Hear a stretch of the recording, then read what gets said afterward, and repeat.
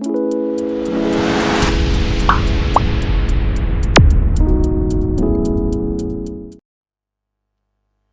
बच्चों, कैसे हो आप सब। मैं हूं आपका दोस्त, host and mentor RB sir. तो जैसा कि बेटा आपको पता है, haloalkanes and haloarenes मैंने स्टार्ट किया हुआ था। And first of all guys, बीच में 2-3 दिन डिले हो गया बिकॉज मुझे कहीं जाना पड़ गया था। दैट्स वाई मैं लेक्चर डाल नहीं पाया था। तो आज हम लोग अपना alcohol, haloalkanes and haloarenes जो है उसका चैप्टर नंबर, टॉपिक नंबर 3 को डिस्कस करेंगे। आपको स्क्रीन पर दिख ही रहा होगा, that is the chemical properties of hello arenes. Clear. तो अब chemical properties of hello arenes को आज हम लोग बेटा डिस्कस करेंगे। बहुत ही ज्यादा इंपॉर्टेंट है, नीट पॉइंट ऑफ व्यू से क्वेश्चन यहां से आता ही आता है जनरली। क्लियर। तो चलिए स्टार्ट करते हैं आज का lecture, chemical properties of hello arenes. तो देखते हैं गाइस। तो अगर मैं बात करूं यहां पर बेटा chemical properties of hello arenes,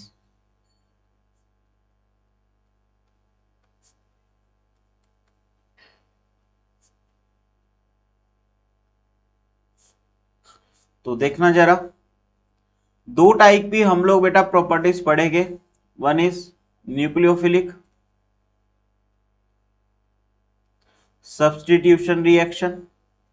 यहां पर हम लोग बेटा दो टाइप की रिएक्शंस पढ़ेंगे। पहली है न्यूक्लियोफिलिक सब्स्टिट्यूशन रिएक्शन और जो दूसरी है वो है electrophilic substitution reaction. Clear. Electrophilic substitution reaction. अब जो न्यूक्लियोफिलिक सब्स्टिट्यूशन रिएक्शन है वो कैसे होगी, होगी या नहीं होगी, वो हम लोग देखेंगे। और इलेक्ट्रोफिलिक रिएक्शन में कौन कौन सी रिएक्शन हम लोग को पढ़नी है वो हम लोग देखेंगे। तो आज के इस लेक्चर में बेटा हम लोग न्यूक्लियोफिलिक करेंगे। नेक्स्ट लेक्चर में हम लोग इलेक्ट्रोफिलिक जो है, नेक्स्ट लेक्चर में हम लोग इलेक्ट्रोफिलिक रिएक्शंस के बारे में पढ़ेंगे। क्लियर। डिटेल में आज का टॉपिक होने वाला है बेटा, तो इसलिए सारे बच्चे बिना स्किप करे वीडियो को देखें लास्ट तक, ताकि आपको बिल्कुल अच्छी तरह से एकदम क्लियर हो पाए टॉपिक और आपको फील आए टॉपिक की कि मतलब टॉपिक में मजा क्यों है, इतना इतना ज्यादा इंपॉर्टेंट क्यों है, ये कैसे क्वेश्चन आते हैं और एक भी क्वेश्चन आपसे रुके ना बेटा। क्लियर। तो चलिए, तो आज हम लोग स्टार्ट करते हैं न्यूक्लियोफिलिक सब्स्टिट्यूशन रिएक्शन। तो देखिए यहां पर मैं हेडिंग डाल लेता हूं बेटा। हम लोग पढ़ेंगे nucleophilic substitution reaction. Clear. 1 minute. Nucleophilic substitution reaction. अब देखो यहां पर न्यूक्लियोफिलिक सब्स्टिट्यूशन रिएक्शन किसके बारे में बात कर रहे हैं हम लोग, हेलो एरीन्स के बारे में। ठीक है, या एराइल हैलाइड्स भी बोल सकते हैं। तो देखो मैं यहां पर एक एराइल हैलाइड बना लेता हूं। मैंने यहां पर एक एराइल हैलाइड बना लिया बेटा, और इसका रिएक्शन मैं एक स्ट्रॉन्ग न्यूक्लियोफाइल के साथ करवा रहा हूं। This is a strong nucleophile. Clear. ये स्ट्रॉन्ग न्यूक्लियोफाइल है। अब ये स्ट्रॉन्ग, अब सब्स्टिट्यूशन में होता क्या है बेटा कि इसको लिविंग ग्रुप को हटाना है और खुद आके जुड़ना है। मतलब ये इस X को हटाएगा और OH यहां पे जुड़ जाएगा। क्लियर। बट अगर मैं बात करूं कि रूम टेम्परेचर पे बेटा ये रिएक्शन पॉसिबल नहीं है, not possible, not possible at room temperature, not possible at room temperature. बहुत ही ज्यादा इंपॉर्टेंट पॉइंट है बेटा, बहुत ही ज्यादा इंपॉर्टेंट पॉइंट है। मैं वेरी वेरी इंपॉर्टेंट लिख देता हूं कि रूम टेम्परेचर पर बेटा ये रिएक्शन पॉसिबल नहीं है। क्यों नहीं है, उसके पीछे 4 रीजन है। क्यों नहीं है, उसके पीछे 4 रीजन है। तो चलिए हम लोग रीजंस को जानते हैं। सबसे पहले आपको इतना तो समझ आया कि केमिकल प्रॉपर्टीज में बेटा 2 टाइप के रिएक्शन अपन को पढ़नी है। One is nucleophilic and another is electrophilic substitution reaction. सबसे पहले न्यूक्लियोफिलिक सब्स्टिट्यूशन रिएक्शन को देखें तो न्यूक्लियोफिलिक सब्स्टिट्यूशन में होता क्या है बेटा, एक न्यूक्लियोफाइल चाहिए होता है और न्यूक्लियोफाइल लिविंग ग्रुप को सब्स्टिट्यूट कर देता है। यहां पर लिविंग ग्रुप, अब आप सोच रहे हो सर यहाँ पे लिविंग ग्रुप कौन है, तो बेटा ये जो हेलोजन है ना, this is our leaving group. ये यहाँ पर क्या है बेटा, लिविंग ग्रुप है। क्लियर, ये क्या है यहाँ पर लिविंग ग्रुप। तो ये न्यूक्लियोफाइल ने इस लिविंग ग्रुप को सब्स्टिट्यूट करना है और इसकी पोजीशन को लेना है, मतलब इसको डिस्प्लेस करवाना है यहाँ से। बट मैंने क्या बोला साथ के साथ कि जो एराइल हैलाइड्स है बेटा या हेलोएरीन्स है वो रूम टेम्परेचर पे ये रिएक्शन नहीं देते। अब आप सोचो सर इसके पीछे रीजन क्या है, what is the logic behind it. तो बेटा चलिए लॉजिक के बारे में बात करते हैं, रीजंस के बारे में बात करते हैं कि what is the reason behind this. Clear,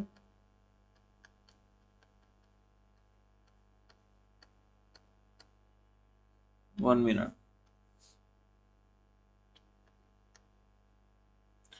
तो चलिए रीजंस की बात करते हैं बेटा।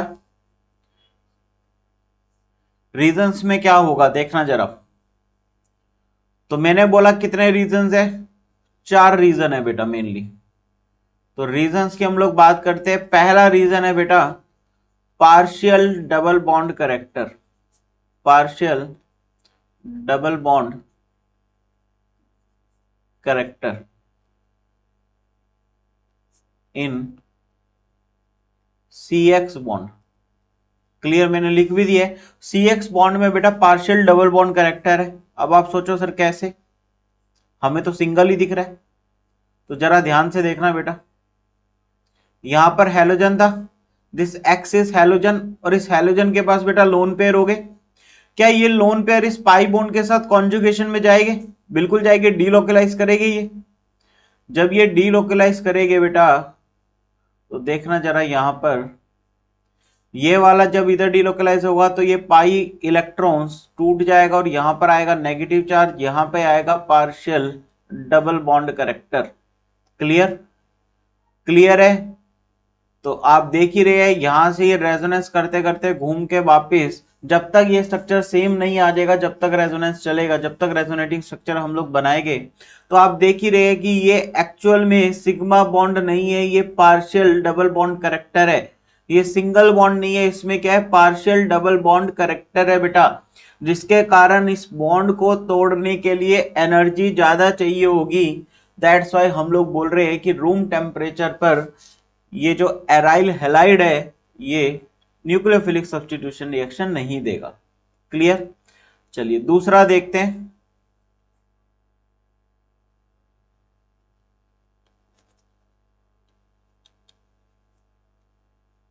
मैंने लिखा high electronegativity of carbon bonded to halogen, bonded to halogen. इसका मीनिंग क्या हुआ देखना जरा,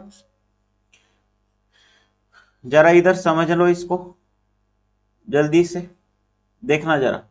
यहां पर मैंने बोला कि ये कार्बन, ये वाला वो कार्बन है बेटा जिसको अपन को समझना है, यही वाला कार्बन है जो हैलोजन्स के साथ बॉन्डेड है, हैलोजन के साथ बॉन्डेड है। अगर मैं इसका हाइब्रिडाइजेशन देखूं तो इस वाले कार्बन की हाइब्रिडाइजेशन बेटा sp2 होगी, और ये जो हैलोजन है ये हैलोजन की हाइब्रिडाइजेशन बेटा sp3 होगी। और मुझे पता है कि परसेंट s करेक्टर जो है वो डायरेक्टली प्रोपोर्शनल टू इलेक्ट्रोनेगेटिविटी होता है। क्या ये तो आप सभी लोगों को जानते ही होंगे, क्या ये आप सभी लोग जानते हैं कि जो परसेंटेज s करेक्टर होता है बेटा वो इलेक्ट्रोनेगेटिविटी के डायरेक्टली प्रोपोर्शनल होता है। अब यहां पर देखो, यहां पर अगर मैं sp2 की बात करूं तो इसमें परसेंटेज s करेक्टर कितना आएगा 33.33%।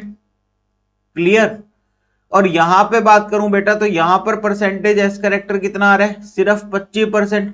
तो मुझे बताओ कार्बन, कार्बन जो है यहां पर sp2 हाइब्रिडाइज्ड है जिसकी वजह से इस कार्बन की इलेक्ट्रोनेगेटिविटी ज्यादा है।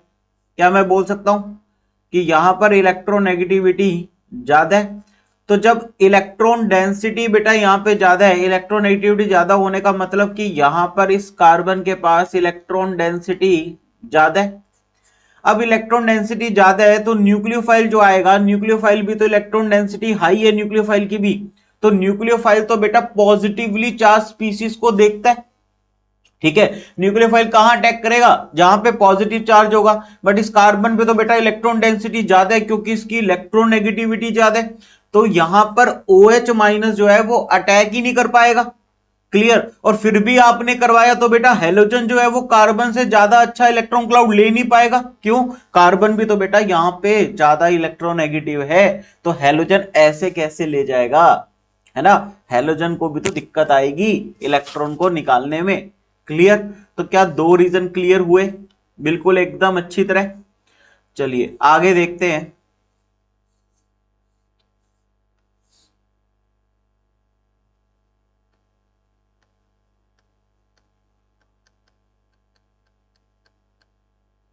आगे देखते हैं थर्ड रीजन की। अगर मैं बात करूं बेटा थर्ड रीजन की, तो थर्ड रीजन में क्या आएगा देखना जरा। हम लोग अगर यदि बोलते हैं, यहां पे देखना जरा,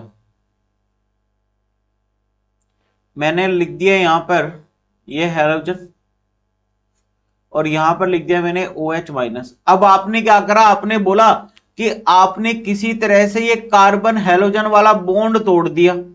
आपने बेटा किसी तरह से ये कार्बन हेलोजन वाला बॉन्ड तोड़ दिया। क्लियर।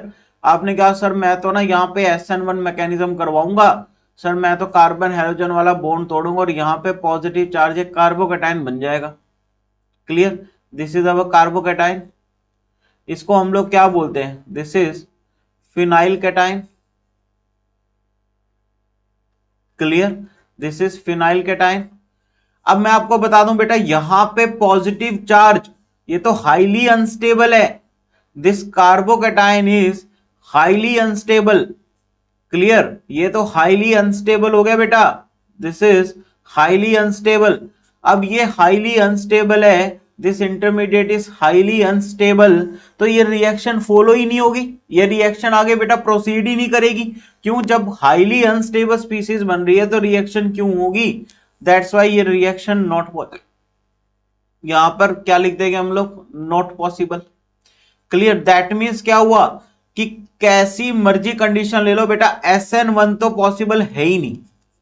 SN1 तो पॉसिबल नहीं है बेटा, SN1 कभी पॉसिबल हो ही नहीं सकता। क्लियर। SN1 बेटा एराइल हैलाइड्स में पॉसिबल हो ही नहीं सकता। और जो फोर्थ रीजन है, फोर्थ रीजन देख लो। क्या ये जो बेंजीन है बेटा, क्या इस बेंजीन के पास इलेक्ट्रॉन डेंसिटी है? अगर मैं खाली बेंजीन की बात करूं तो इसके पास इलेक्ट्रॉन डेंसिटी है। क्लियर। तो ये क्या खुद भी तो न्यूक्लियोफाइल की तरह एक्ट करेगा। अब न्यूक्लियोफाइल बेटा न्यूक्लियोफाइल को कैसे डिस्प्लेस करेगा? ये भी न्यूक्लियोफाइल है, ये भी बेंजीन रिंग भी यहां पे न्यूक्लियोफाइल की तरह बिहेव कर रहा है। तो फिर यहां पर न्यूक्लियोफाइल न्यूक्लियोफाइल के ऊपर कैसे आके अटैक कर देगा? नहीं आ सकता। क्लियर।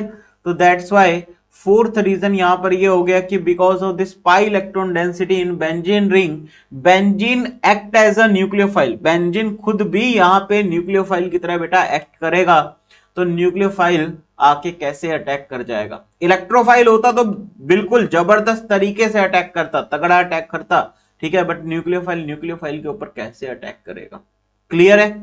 तो क्या आपको चार रीजन बिल्कुल समझ आए कि चार लॉजिक्स क्या है? क्लियर। चलिए आगे देखते हैं बेटा, हम लोग आगे देखते हैं। तो अब मेन जो मुद्दा आता है यहां पे बेटा वो ये आता है कि सर यहां पर करवाए तो करवाए कैसे? अब यहां पर सर न्यूक्लियोफिलिक सब्स्टिट्यूशन रिएक्शन तो पढ़ना है, तो करवाए कैसे? तो हेडिंग डाल लेते हैं कि how nucleophilic, how nucleophilic substitution reaction, substitution reaction is possible in हेलोएरिन्स। Clear. हेलोएरिन्स में बेटा फिर हम लोग न्यूक्लियोफिलिक सब्स्टिट्यूशन रिएक्शन कैसे करवाए? जरा देखना, दो तरीके है बेटा। अब यहां पर दो नए फंडे आप पढ़ोगे। कौन सा?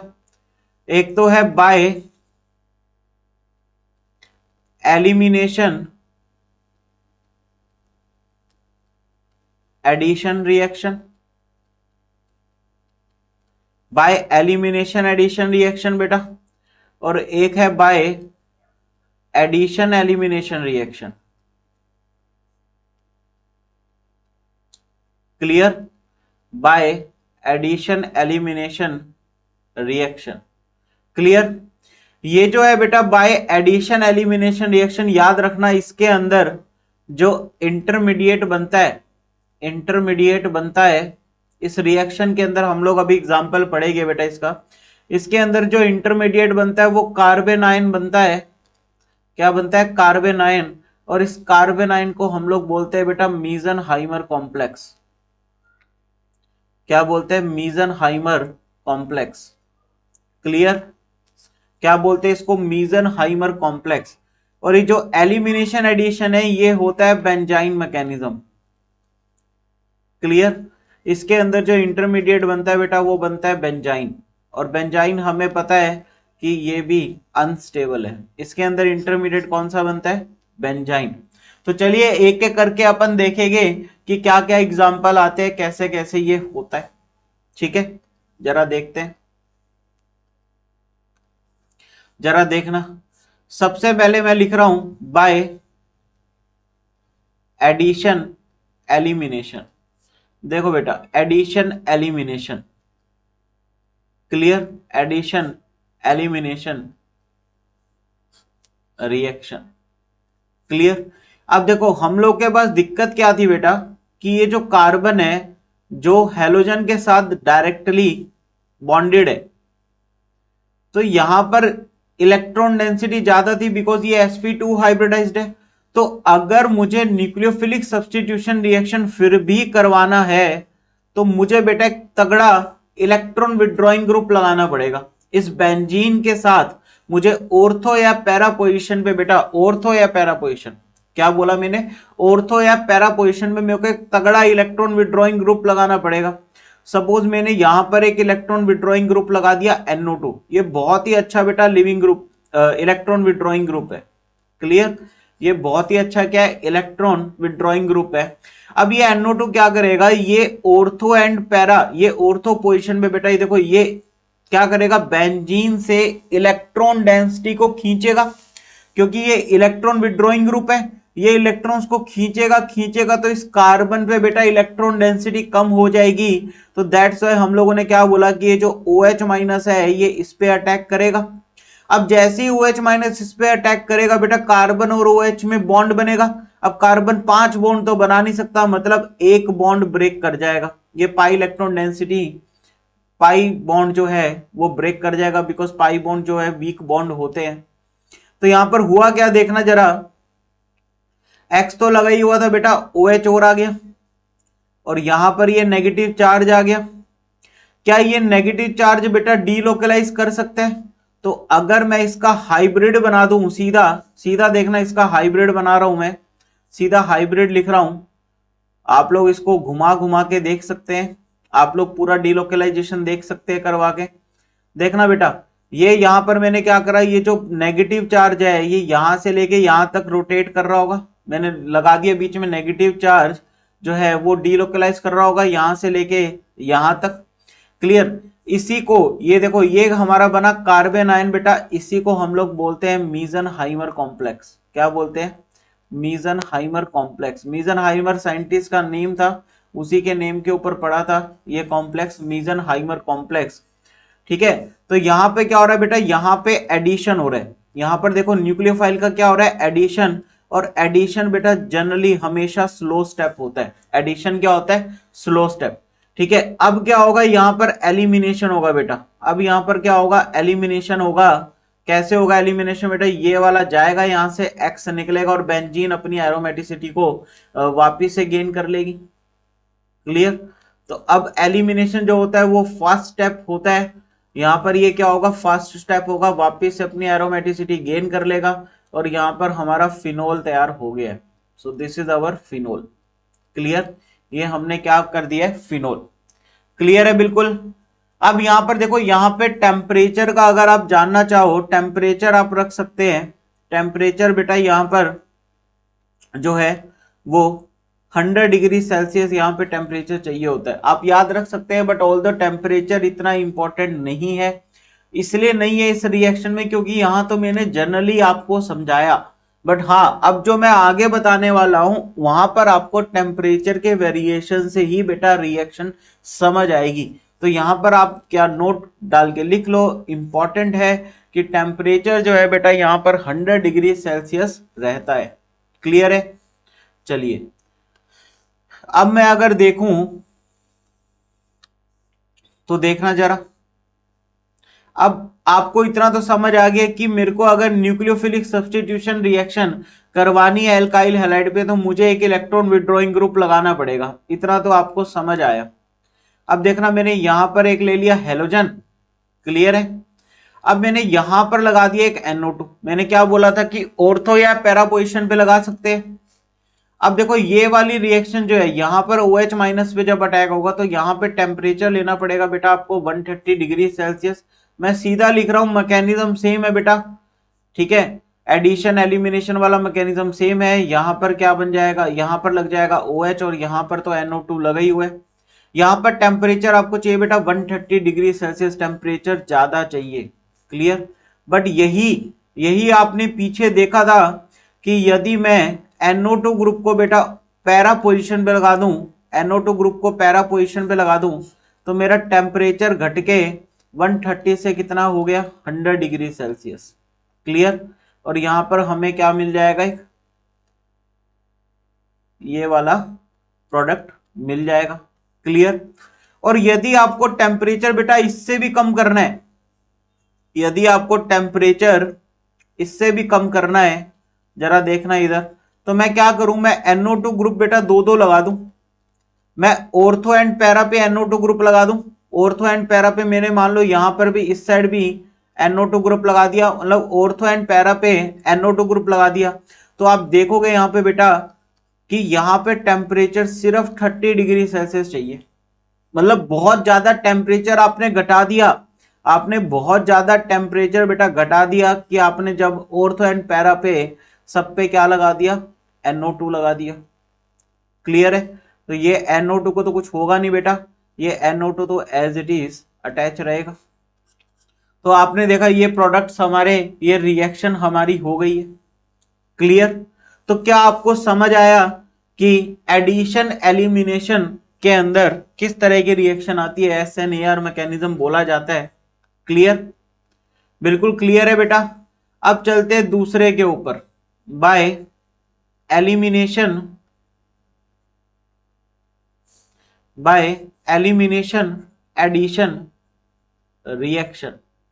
मैंने इसके अंदर क्या बोला, इसके अंदर इंटरमीडिएट बनता है बेटा बेंजाइन, इंटरमीडिएट बनता है बेंजाइन। अब जरा याद करो कैसे था, याद करो बेटा, मैंने अल्कोहल फिनोल ईथर में पढ़ाई आपको रिएक्शन, अभी आपको याद आ जाएगी। अगर मान लो मैंने हेलोजन की जगह यहाँ पे क्लोरीन ले लिया और NaOH मैंने यहां पर ले लिया बेटा, act as a strong base कह लो आप, न्यूक्लियोफाइल यहां पर एक्ट करेगा। टेम्परेचर बेटा बहुत ज्यादा होता है 663 केल्विन और प्रेशर भी बेटा बहुत ज्यादा होता है 300 ATM। तो आपको कुछ याद आ रहा होगा, यहां से हम लोग क्या बनाते थे, फिनोल बनाते थे।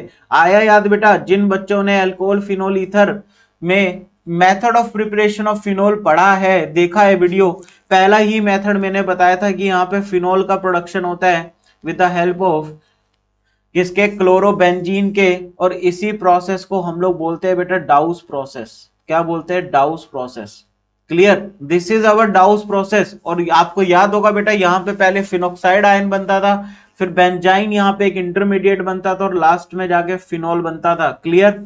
इसका NaOH और इसका साथ में लास्ट में हम लोग क्या करवा देते थे, एसिडिफिकेशन करवाते थे, जिससे क्या बनता था, फिनोल बनता था, क्या बनता था, फिनोल बनता था, याद आ गया। तो ये वाला जो मैकेनिज्म है बेटा, ये क्या, एलिमिनेशन एडिशन रिएक्शन, पहले यहां पे एलिमिनेशन होगा फिर यहां पे एडिशन होगा, क्लियर है बात, बिल्कुल बात क्लियर यहां तक। तो this is all about the nucleophilic substitution reaction of haloalkanes. तो यहां पर आपने कॉन्सेप्ट सीख लिया है बेटा। अगर आपको वीडियो पसंद आई हो तो वीडियो को जरूर ज्यादा से ज्यादा शेयर करें, लाइक करें और चैनल को सब्सक्राइब जरूर कर ले, ताकि और भी वीडियोस आपकी डेली बेसिस पे वीडियोस बेटा आ रही है, बीच में कभी कभी डिले हो जाता है बिकॉज ऑफ कुछ ऐसा काम आ जाता है जिसकी वजह से मुझे बाहर जाना पड़ जाता है, क्लियर है। तो कोई ना कोई फैमिली बेटा फंक्शन आ जाते हैं, हर चीज को अटेंड करना जरूरी है, तो बीच में 1-2 दिन डिले हो गया, उसके लिए मैं फिर से आपसे माफी मांगना चाहूंगा। तो बेटा आपकी वीडियोस डेली आएगी, तो आप चैनल पे जरूर सब्सक्राइब कर ले चैनल को, ताकि आपका जो प्रिपरेशन है वो बहुत बढ़िया से चलता रहे। क्लियर है? तो चलिए आज के लिए इतना ही guys, bye bye, take care, thank you and best of luck for your NEET exam.